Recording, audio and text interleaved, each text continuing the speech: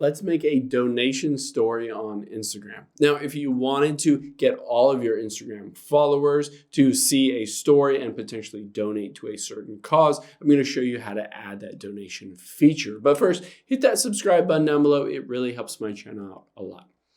So let's hop into Instagram here, and I'm just going to swipe to the right here to bring up my story, and then just tap to take a photo. You can do this, of course, with a photo or a video.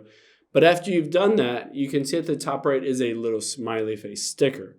I can tap on that and just scroll through the list and find donation on here. You can tap on that and it will bring up a bunch of really good donation options that you have. So you can scroll through this list. If there's a specific donation that you want to choose, you can always choose that specific one, or you can always hit search at the very top here. So the very first one is St. Jude. So you can always just tap on that and you can set a goal, invite collaborators to this donation. But when you're ready, just hit done at the top right.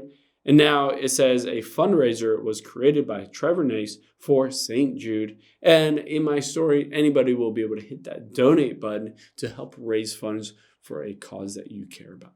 Hope this helps. If you have any questions, leave them in the comments down below, and I'll catch you on the next one.